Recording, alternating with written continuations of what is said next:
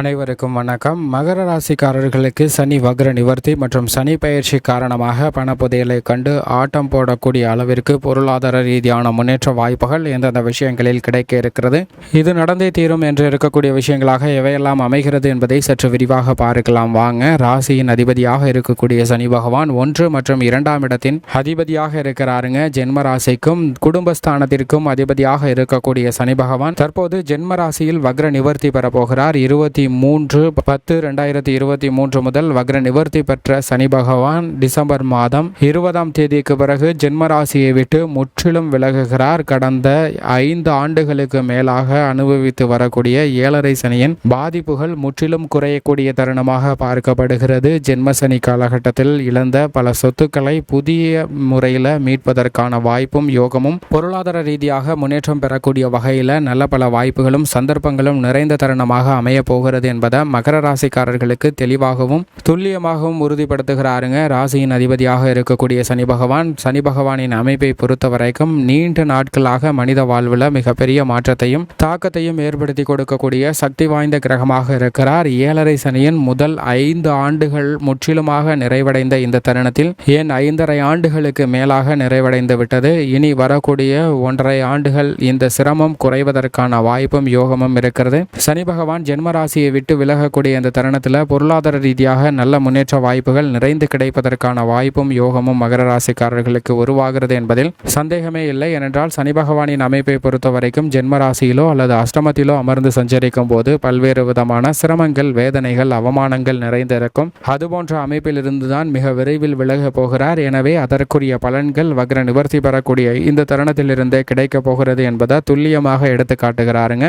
இது மகர ராசிக்காரர்களுக்கு ஒரு மிகப்பெரிய வரப்பிரசாதமாக பார்க்கப்படுகிறது. இந்த தருணத்தில் சனி தசை நடைபெறக்கூடிய மகர ராசிக்காரர்களுக்கு சுக்கிர புத்தி, புதன் புத்தி, குரு புத்தி போன்றவை இருந்தால் மிக சிறந்த நன்மையும் முன்னேற்றமும் நிறைந்து கிடைப்பதற்கான வாய்ப்பும் யோகமும் உண்டு. ஆனால் சூரியன், சந்திரன், செவ்வாய் புக்திகள் நடைபெறும் போது சற்று விழிப்புணர்வுடன் இருக்க வேண்டிய தருணமாக பார்க்கப்படுகிறது. ஏனென்றால் நீண்ட நாட்கள் மிகப்பெரிய மாற்றத்தை ஏற்படுத்தி கொடுக்கக்கூடிய சக்தி வாய்ந்த கிரகமாக பார்க்கப்படுபவர் தான் சனி பகவான். அப்படிப்பட்டவர் ஜென்ம ராசியில் அமர்ந்தும் ஜென்ம ராசியை விட்டு விலகக்கூடிய இந்த தருணத்தில் நல்ல பலன்கள் நிச்சயமாக கிடைக்கும். உதாரணமாக ஒரு புதையல் கிடைக்க போகிறது. அந்த புதையலுக்காக ஒருவர் பள்ளம் தோண்டுகிறார். அந்த பணியை 1 நாள் செய்கிறார், 2 நாட்கள் செய்கிறார், 1 வாரம் செய்கிறார், ஏன் 1 மாதம் ஆகிறது.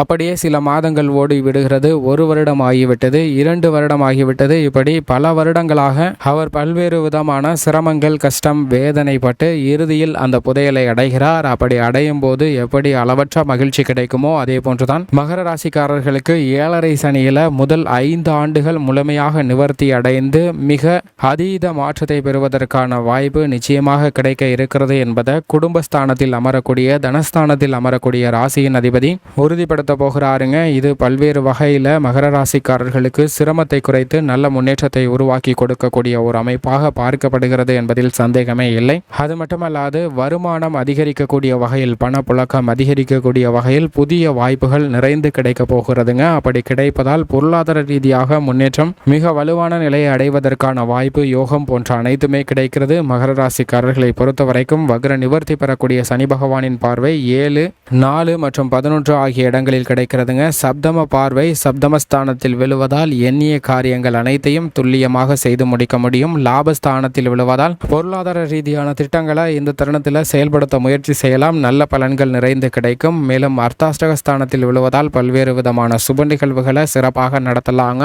ஆரோக்கிய தொல்லை விலகக்கூடிய ஒரு தருணமாக பார்க்கப்படுகிறது. டிசம்பர் மாதத்தில் இருந்து அவர் 2ஆம் இடத்திற்கு சென்றதற்கு பிறகு 5, 8, 12 ஆகிய இடங்கள்ல சனி பகவானின் பார்வை கிடைக்கிறது. பூர்வ புண்ணிய ஸ்தானம், அஷ்டமஸ்தானம் மற்றும் விரயஸ்தானம் மிக வலுவுள்ளதாக மாறுவதால் இந்த இடங்களில் இருக்கக்கூடிய பாதிப்புகள் விலகுவதால் மிக சிறந்த மாறுதலும் முன்னேற்ற வாய்ப்பும் நிச்சயமாக கிடைப்பதற்கான வாய்ப்பும் யோகமும் கிடைக்கிறது. எனவே ராசியின் அதிபதியின் அமைப்பு காரணமாக மிக சிறந்த நன்மையும் முன்னேற்ற வாய்ப்பும் மகர ராசிக்காரர்களுக்கு கிடைக்கக்கூடிய ஒரு தருணமாக அமைகிறது என்பதில் துளியளவும் சந்தேகமே இல்லை. இப்படிப்பட்ட இந்த தருணத்தில் குடும்ப சூழ்நிலையை பொறுத்த வரைக்கும் சனி பகவான் ஜென்ம ராசியை விட்டு விலகுவதே பல்வேறு விதமான சிரமங்கள் விலகுவதற்கான வாய்ப்பும் பல நன்மைகள் அதிகரிக்கக்கூடிய ஒரு தருணமாகவும் அமைகிறது என்பதை தெளிவாகவும் துல்லியமாகவும் உறுதிப்படுத்துகிறார். பல்வேறு விதமான பாதிப்புகள் விலகி குடும்ப ரீதியாக இருக்கக்கூடிய சிரமங்கள் விலகி நல்ல ஒற்றுமையும் முன்னேற்றமும் நிறைந்து கிடைப்பதற்கான வாய்ப்பு இருக்கிறது. குடும்பஸ்தானத்தில் சனி அமரக்கூடிய இந்த தருணத்தில் குடும்ப ரீதியாக சின்ன சின்ன சிரமங்கள் ஏற்பட்டாலும் மன வருத்தம் ஏற்பட்டாலும் குடும்பத்தில் ஒற்றுமை என்பது அதிகரிக்கும். பல்வேறு விதமான சுப நிகழ்வுகளை சிறப்பாக திட்டமிட்டு செயல்படுத்த முடியும். பல்வேறு விதமான காரிய தடைகள் விலகுங்க.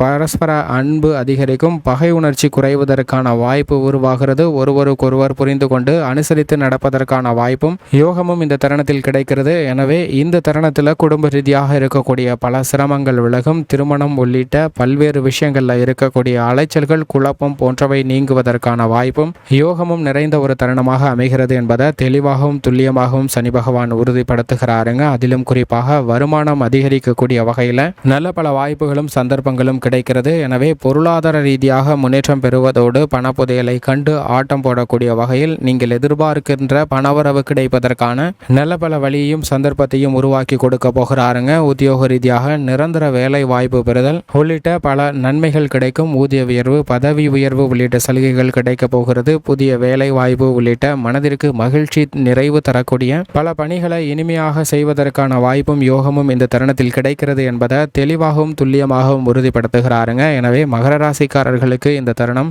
மிகப்பெரிய மாற்றத்திற்கு வித்திடக்கூடிய ஒரு தருணமாக அமைகிறது. மேலும் தொழில்துறை வியாபாரத்துறையை பொறுத்த வரைக்கும் திட்டமிட்டு அளவான முதலீடு மேற்கொள்ளலாம். பல வழியில பிரச்சனை வந்தாலும் அனைத்தையும் சமாளித்து வெற்றி பெறக்கூடிய நல்ல வலுவான ஆற்றலை கொடுக்கிறாருங்க. பல்வேறு வகையான பொருளாதார ரீதியாக இருக்கக்கூடிய சிக்கல்கள் அனைத்தும் விலகும். நீங்கள் எதிர்பார்க்கக்கூடிய நல்ல முன்னேற்றமும் வெற்றி வாய்ப்பும் நிறைந்து கிடைப்பதற்கான வாய்ப்பு தொழில்துறை வியாபாரத்துறை ரீதியான பணிகளில் இருக்கிறது. அரசாங்க சலுகைகள் உட்பட பல்வேறு விதமான நன்மைகள் நிறைந்து கிடைப்பதற்கான வாய்ப்பும் யோகமும் இந்த தருணத்தில் தொழில்துறை வியாபாரத்துறையில் இருக்கிறது. கலைத்துறையை பொறுத்த வரைக்கும் தொடர்ந்து 5 ஆண்டுகளாக சந்தித்து வந்த பல சிரமங்கள் மாறுகிறது. சனி பகவானின் அமைப்பு காரணமாக லாபம் அதிகரிக்கக்கூடிய ஒரு காலகட்டமாக பார்க்கப்படுகிறது. பல சிரமங்கள் விலகுவதால் கலைத்துறை ரீதியான பணிகளில் நல்ல முன்னேற்றமும் வெற்றி வாய்ப்பும் நிறைந்து பெறுவதற்கான யோகம் உருவாகிறது. அரசியல் துறை மிக சிறந்த மாற்றத்திற்கு வித்திடக்கூடிய ஒரு தருணமாக பார்க்கப்படுகிறதுங்க. மாணவ மாணவியரை பொறுத்த வரைக்கும் கல்வி சார்ந்த விஷயங்களில் நல்ல முன்னேற்றமும் வளர்ச்சியும் கிடைக்கும். பல தடைகள் விலகுவதற்கான வாய்ப்பு உருவாகிறது. விவசாயத்துறையினரை பொறுத்த வரைக்கும் விவசாயத்துறையின் அதிபதியாக இருக்கக்கூடிய செவ்வாய்க்கு சனி பகை கிரகமாக இருந்தாலும் சனிக்கு செவ்வாய் பகை கிரகமாக இருந்தாலும் கோல்சார விதியின் அடிப்படையில் சில சிரமங்கள் குறைந்து புதிய நிலம் வாங்குதல் உள்ளிட்ட